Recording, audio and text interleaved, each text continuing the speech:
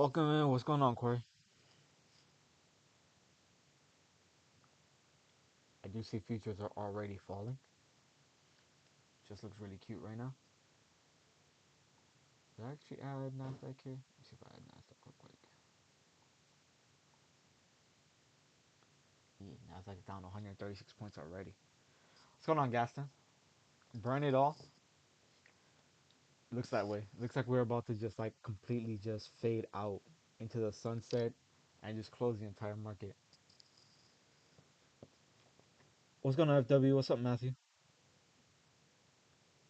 I saw that meme about Kathy driving around Miami. I'm like, yeah, that's a bunch of crap. Of course it is.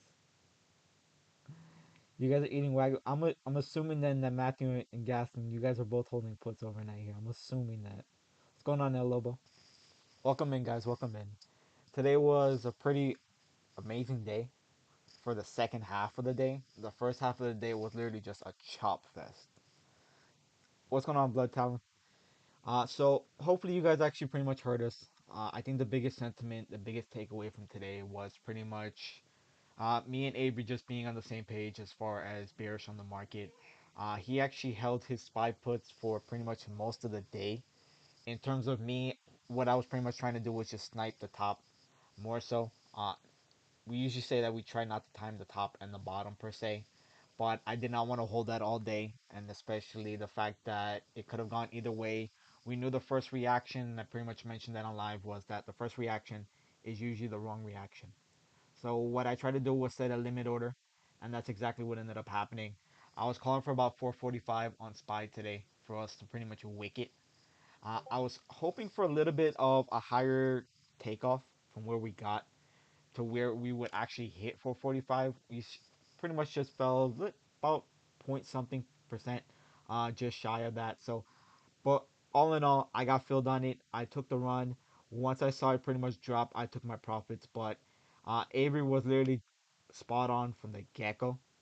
Is Avery my mentor? I mean, Avery pretty much works side by side with me, so I don't know if you would say mentor, but it's a good thing when you're on the same page, when more than one trader's on the same page, and that's exactly what you saw today. Uh, but I know that I felt like Avery had gotten a little bit early, and it just felt like that way. So what I was trying to do was more so just trying to snipe it. I pretty much just stuck to my gut, and the biggest thing is that I had my own plan, and that's exactly what you needed to have was basically have your own trading plan today, knowing the fact of that the market is overall in a bearish sentiment, bearish trend, despite today's little gap up that we had. That was the biggest thing understanding. And then also realizing that you're looking for the opposite trend basically of what the first reaction was going to be from the Feds. And that's what you really wanted to pay attention to. So hopefully you ended up catching that part of the action.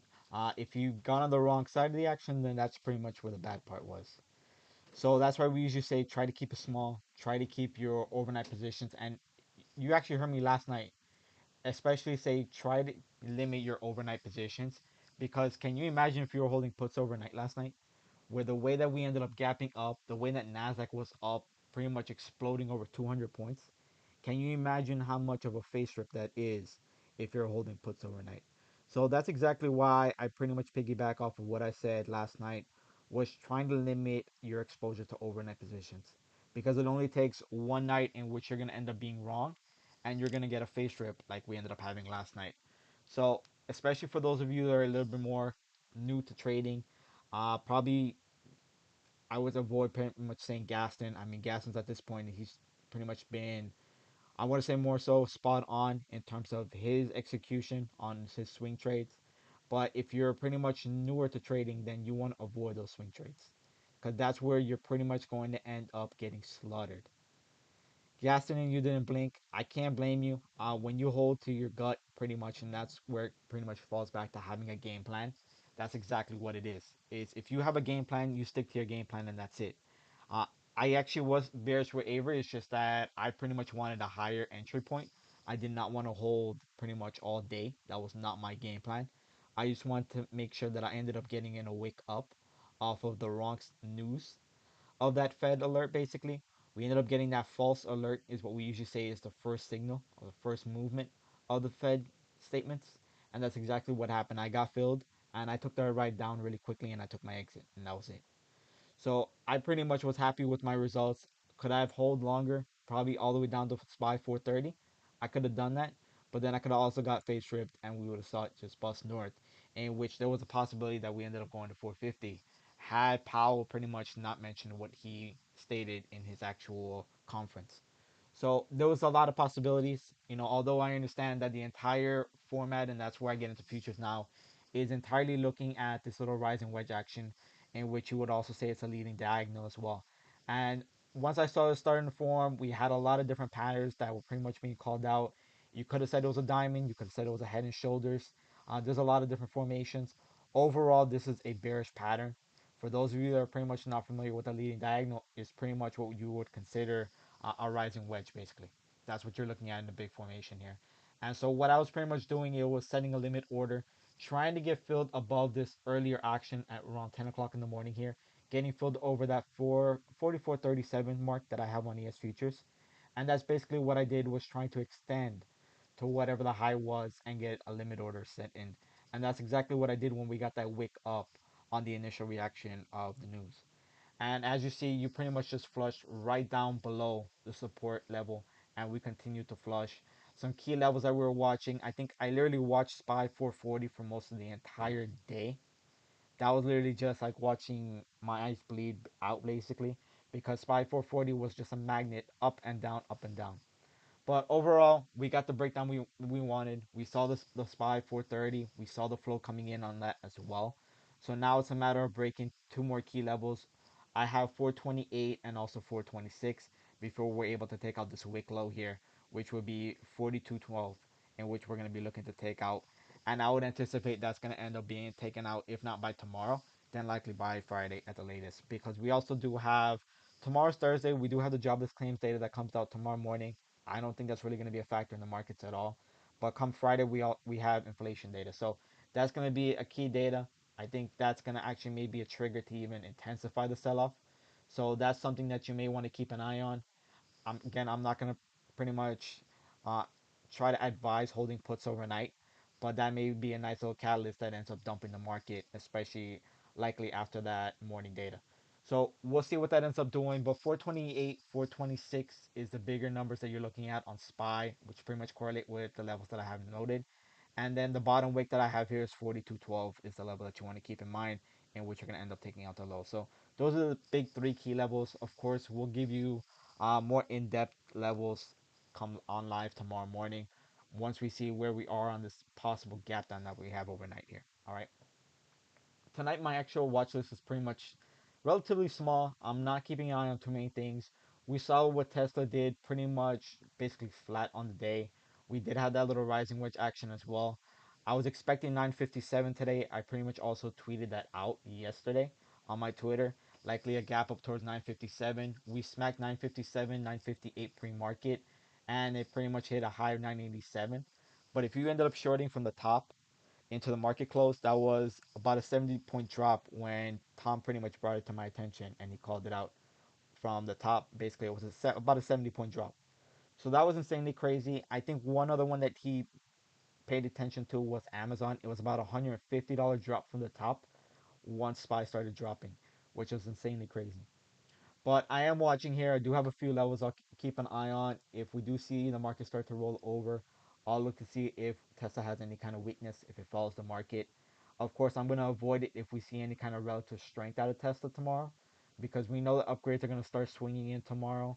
So we'll see what it ends up doing come market open, but I'm not going to end up forcing a situation to happen. I tried to avoid it today. I could have ended up getting a banger if I shorted Tesla instead of SPY. But I'll be watching a few levels here. I have 922. Another one below that is 897. And I believe this will likely be the last target. Probably tomorrow will be around 876 is what I'll be watching. So I'll be calling that one out if I end up seeing something I like here. And you'll probably hear me say that I'm entering Tesla or I'm in puts. So I'll keep an eye on that one. But that's definitely one that I'm going to look for to see if it ends up having weakness. Maybe we get some kind of downgrade. I would be hopeful, although it is Tesla, so I'm not going to be surprised whatever analyst ratings come out tomorrow. All right. Another one was Baba. Baba's more so I'm watching this one, and I probably have to go out to a larger time frame. Was watching this little broadening wedge action that we have that looks like it's favoring the downside. Looking like we're going to end up breaking down to support here. And I'm going to see if this may end up being more so a short or if we're going to end up holding the support level. That's going to be the key thing that I'm going to be watching for with Baba. I know that Baba's pretty much been a back burner.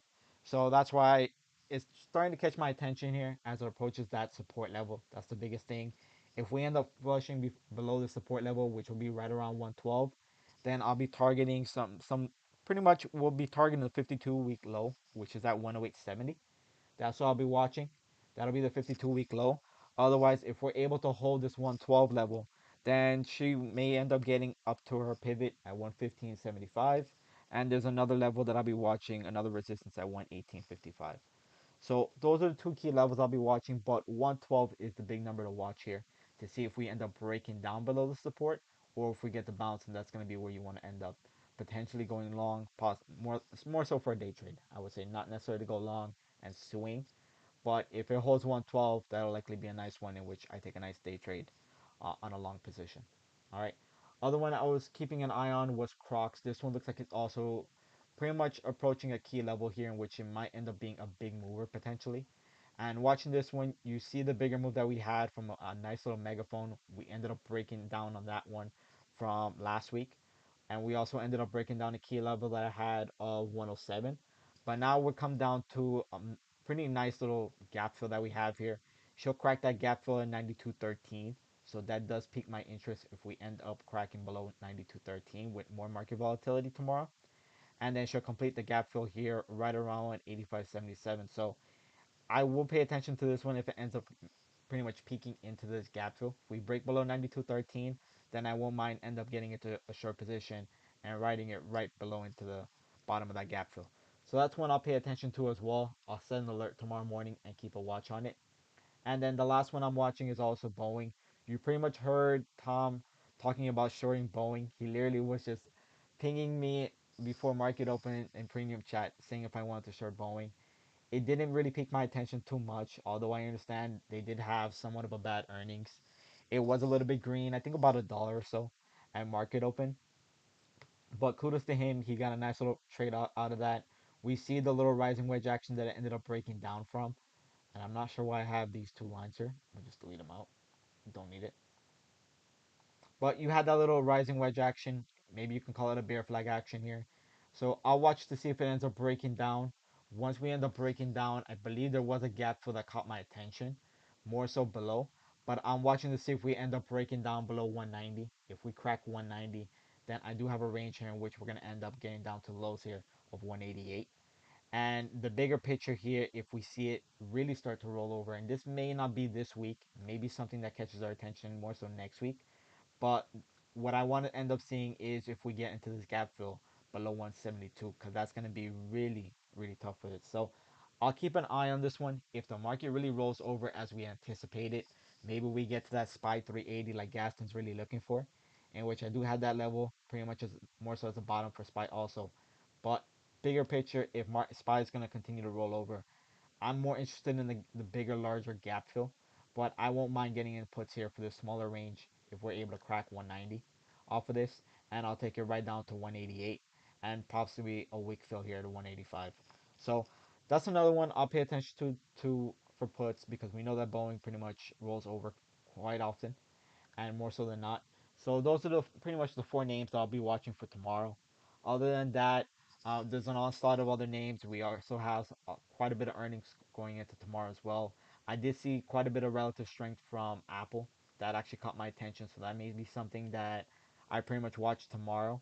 We may end up seeing quite a bit of strength out of Apple going right into their earnings, so that may be something to keep an eye on. But other than that, watch this again is small, just focusing on just pretty much a few trades here. Not many tickers that I want to add to the watch list in which I want to be looking at so many different names. So I'm just keeping it small right now, keeping my position size as small as well, and just staying disciplined. That's all it is. That's pretty much all I'm trying to do right now is stay disciplined. I'm not trying to pretty much hold day trades all day or swing trade more so in this market. And that's just a good practice, especially being in what we would consider as a bear market right now. All right. So that's the best advice I can say right now. Just try to be disciplined, stay small with your position size, and just try to snipe your entries and your exits rather than try to hold and maybe make a prey out of that. All right. But other than that, that pretty much concludes what I'm looking at tonight. Obviously, you see how futures are looking, so it's going to end up depending how badly we look tomorrow morning. A lot of stocks are probably going to end up gapping down overnight here if futures do pretty much continue at the rate that they are. And we'll likely end up seeing us break quite a bit of the lows and the records that I was pretty much watching. The SPY 428, 426 will likely be reaching their targets by morning. And that's what we'll be looking to see what we can call out come market open. All right, so pretty much everything that you're looking at right now will probably be a 360 come tomorrow morning, in which a lot of supports are going to be broken. All right. But other than that, those are just the names that I'm watching, the gap fills that I'm paying attention to, and I'm really hoping that I'm able to short Tesla because that thing should not be up this much. But that's just a side preference. But other than that, I will see you guys on live tomorrow morning, and hopefully we have some better opportunities to take advantage of tomorrow. And I'm sure me and Avery are going to be looking to short something tomorrow. We just don't know what yet in particular. All right. But I will see you guys again on live tomorrow morning. You guys have a great night, and we'll be on live bright and early at 9:30 Eastern tomorrow. All right.